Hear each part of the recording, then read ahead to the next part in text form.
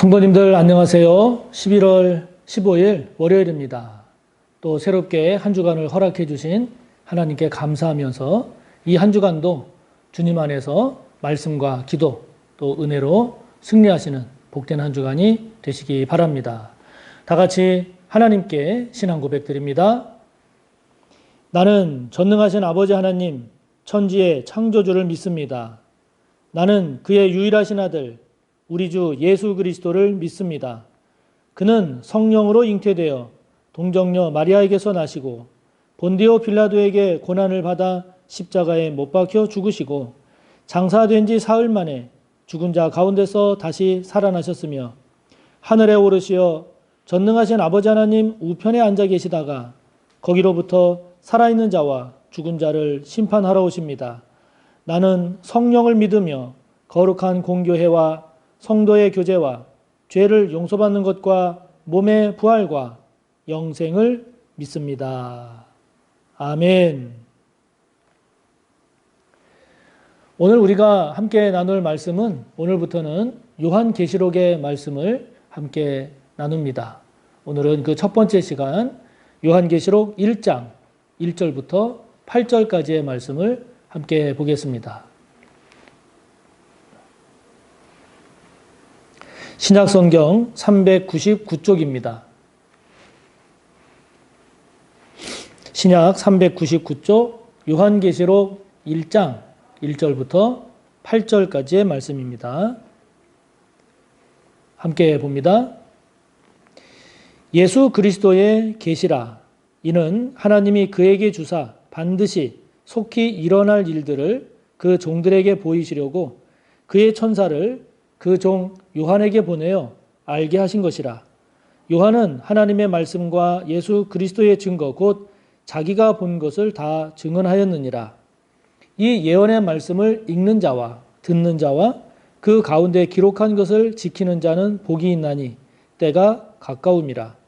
요한은 아시아에 있는 7 교회에 편지하노니 이제도 계시고 전에도 계셨고 장차 오실 이와 그의 보좌 앞에 있는 7 영과 또 충성된 증인으로 죽을 자들 가운데에서 먼저 나시고 땅의 임금들의 머리가 되신 예수 그리스도로 말미암아 은혜와 평강이 너희에게 있기를 원하노라.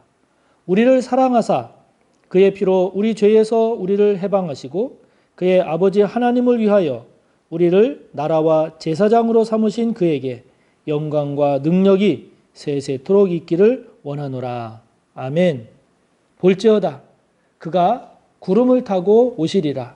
각 사람의 눈이 그를 보겠고 그를 찌른 자들도 볼 것이요 땅에 있는 모든 족속이 그로 말미암아 애곡하리니 그러하리라. 아멘. 주 하나님이 이르시되 나는 알파와 오메가라. 이제도 있고 전에도 있었고 장차 올 자요 전능한 자라 하시더라. 아멘. 오늘부터 우리가 요한계시록의 말씀을 함께 나누게 됩니다.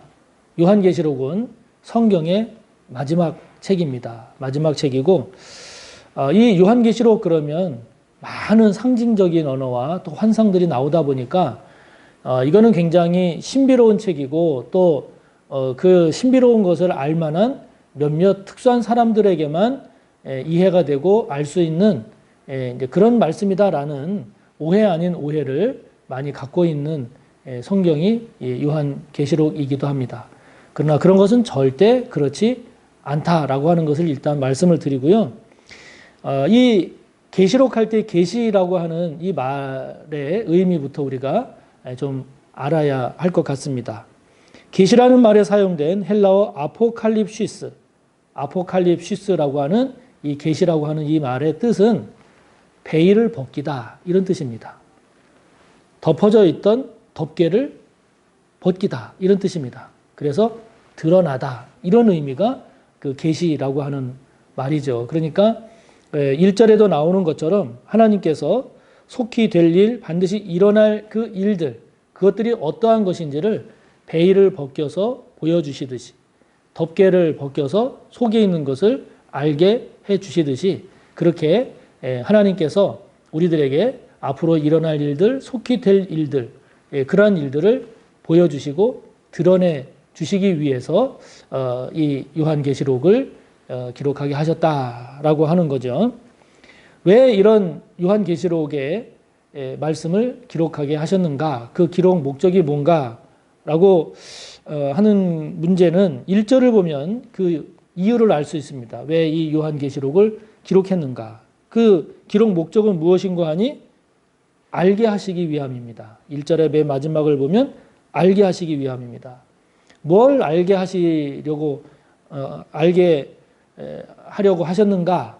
그 앞부분에 보면 말씀드린 대로 반드시 속히 일어날 일들, 앞으로 이 세상에 반드시 일어날 일들, 속히 일어날 일들이 어떤 일들인지를 알게 하시기 위해서, 그 일들이 지니는 의미가 무엇인지를 알게 하시기 위해서, 그 일들이 지니는 의미를 통해서 하나님께서 말씀하고자 하는 뜻이 무엇인지를 알게 하시기 위해서 이 요한계시록을 기록하게 하셨다라고 하는 거죠. 그것은 그 당시 이 요한계시록이 기록될 당시를 많은 학자들이 이제 AD 주후 90년에서 95년 경으로 보고 있는데요. 그 배경이 그때가 이제 로마 도미티안 황제라고 하는 아주 그 황제 숭배를 아주 엄격하고 강하게 그렇게 시행했던, 그래서 그전 로마 황제들하고는 다르게 본인을 진짜 신으로 섬기도록 그렇게 명령을 내리고, 그렇게 따르지 않는 경우에는 로마 법에 의한 형사처벌을 할 수 있도록 한 그런 왕이어서 이 당시 때가 기독교 박해에 있어서는 가장 심했던 그런 때입니다. 그래서 9절에 나오는 말씀, 요 본문 바로 뒤입니다만은 9절에 보면 이 요한계시록을 기록한 사람으로 나오는 요한이 반모섬에 유배되어 있음을 볼 수 있습니다. 그래서 지금 교회 성도들이 로마로부터 아주 심한 박해와 환난 가운데 있는 상황이죠. 그래서 황제 숭배의 절정기인 이때 이를 거부하게 되면 죽음을 불사해야 할 수밖에 없는 그런 상황이란 말이죠. 그래서 이 요한계시록이 기록된 시기가 이제 90년에서 95년에 그 박해가 있었던 그 뒤임을 우리가 알 수 있는데, 이렇게 고난당하고 환난 가운데 있고 박해받고 있는 교회와 성도들에게 이 말씀을 통해서 위로해 주시고 격려해 주시고 용기와 힘을 주시고 희망을 주시기 위해서, 소망을 주시기 위해서 이 요한계시록이 기록됐구나라고 하는 것을 우리가 알 수 있는 거죠. 누가 누구에게 이 말씀을 쓰고 받았는가? 그 발신자를 보면 요한이라고 하는 말이 계속 나옵니다. 그래서 교회 전통적으로는 예수님의 제자인 사도 요한이다, 이렇게 많이 이야기를 하고, 일부에서는 과연 그 사람일까 이런 반론도 있기는 있습니다만은 전통적으로는 예수님의 제자인 사도 요한으로 보고 있습니다. 그 요한이 누구에게 보냈는가? 4절에 보면 7교회에 보내게 됩니다. 그래서 2장부터는 우리가 알고 있는, 또 익히 들은 바 있는 7교회, 에베소, 서머나, 버가모, 라오디게 이게 등등 해서 그 7교회에 이 서신을 보내게 되는데요. 그런데 여기서 우리가 한 가지 좀 의미 있게 들여다볼 것은, 성경에서 숫자 7은 특별한 의미를 갖습니다. 그거는 완전성, 전체성이라는 의미를 가져요. 성경에서 숫자 7이라는 게.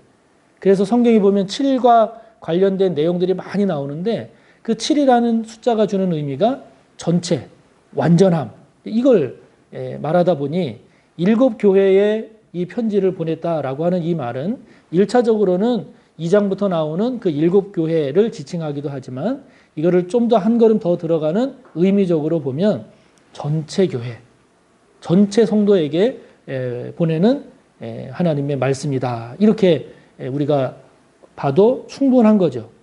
맞는 거죠. 옳은 것입니다. 그렇기 때문에 오늘 이 말씀이 저와 여러분에게 주시는 하나님의 말씀이 되기에 충분한 거죠. 특별히 고난당하고 어려움 가운데 빠져 있을 때, 위기 가운데 빠져 있을 때, 절망할 수밖에 없는 그런 상황에서 이 요한계시록의 말씀은 우리에게 위로가 되고 격려가 되고 힘이 되고 용기가 되고 소망이 된다는 이 사실을 우리가 꼭 기억할 필요가 있습니다.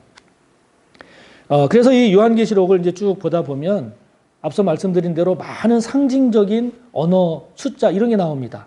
그리고 많은 환상들이 나옵니다. 이러다 보니까 성도님들이 이 요한계시록은 특별한 책이고 이것은 아주 신비로운 책이고 이것을 이해하고 알 수 있는 사람은 몇몇 사람이다라는 이런 오해 아닌 오해를 갖고 있는데 전혀 그렇지 않습니다.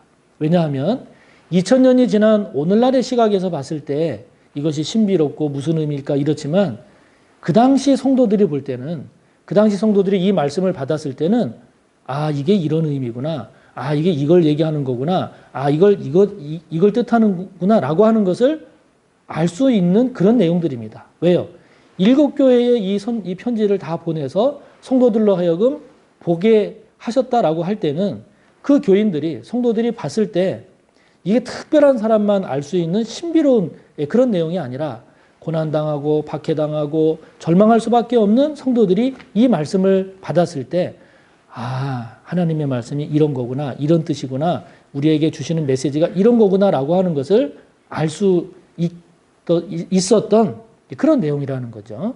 자, 그런 측면에서 요한계시록은 어찌 보면 특별한 신비로운 말씀이라기보다 고난당하고 환난 가운데 있는 성도들이 이 말씀을 통해서 위로받고 격려받고 힘을 얻고 용기를 얻어서 소망 가운데 나아갈 수 있게 하시는 그런 말씀이구나 라고 하는 그런 관점에서 이해하시고 또 깨달으시고 또 이 말씀 붙잡고 사는 저와 여러분이 되기를 바랍니다. 그래서 이 말씀이 오늘 저와 여러분에게도 위로가 되시기를, 격려가 되시기를, 소망이 되시기를 축복하는 겁니다.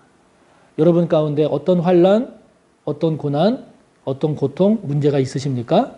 이 요한계시록의 말씀을 함께 잘 묵상하면서 이 말씀이 주시는 위로와 격려와 소망이 그래서 승리하시는 저와 여러분이 되기를 축복합니다.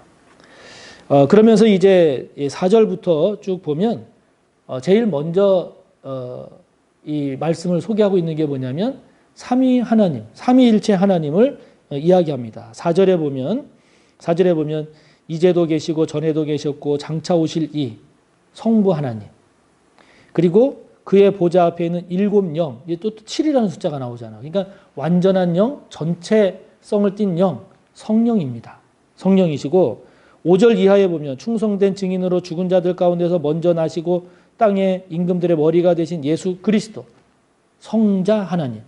그래서 지금 이 요한계시록의 말씀은 성부 하나님, 성령 하나님, 성자 하나님, 삼위일체 하나님께서 고난 가운데 환난 가운데 있는 성도들에게 주시는 하나님의 메시지구나 라고 하는 것을 우리가 알게 됩니다.